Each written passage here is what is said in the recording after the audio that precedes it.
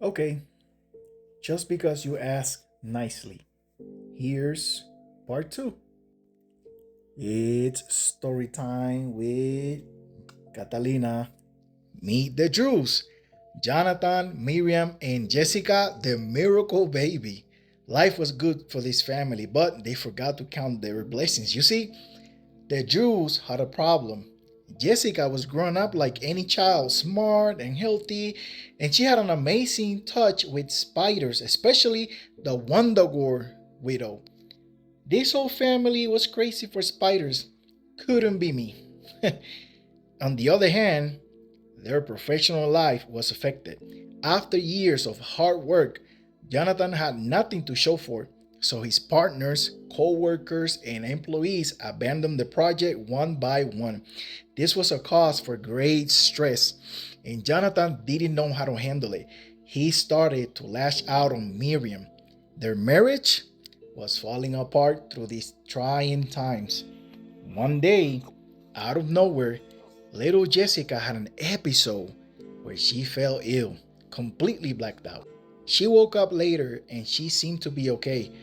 I think me as a father, if I was in their shoes, I could not escape those thoughts in the back of my mind that there was something wrong with little Jessica. After all, there was that lab accident. I think that's why Jonathan took some blood samples just to double check that his baby was okay. Remember, I said the Drews had a problem? Jonathan still had that huge cloud over his head. 10 years of work with nothing to show to his financial partner. No workers, no partners. Even Miriam wasn't even going to the lab anymore in those days.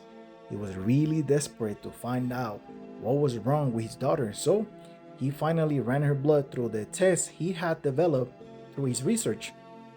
It was in that moment when Jonathan believed all of his prayers had been answered at once. So, what would any responsible deadbeat scientist father would do? You guessed it. Secretly test your daughter without your wife's consent or approval. It took a while for Miriam to find out what was going on, but once she learned from Jonathan's own notes what he was doing to their daughter, she put her foot down and told him to stop. I think that's pretty sensible, right? But Jonathan was tripping. He could not believe Miriam dared to question him.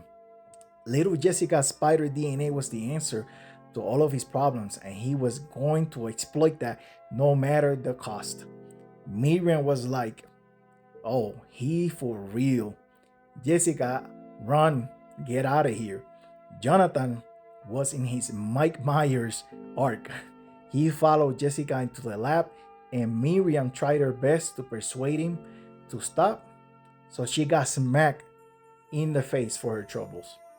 Remember how I said that Drews had a problem? Yeah, it was Jonathan. He was the problem. Talking crazy to Miriam about, nah, this is your fault and I won't let you ruin this for me, bad guy speech. Little Jessica watched in horror what had become of her family. I say the following as a survivor of domestic violence myself. If you or anyone you know is dealing with anything like this, don't be afraid to seek help. You're loved and valid and deserve better. All right, just wanted to put that out there. Remember, I said Jessica was a miracle baby? Well, a miracle happened right at that moment. Jessica shot lightning out of her hands, and her father was on the receiving end on what will later be known as a venom blast.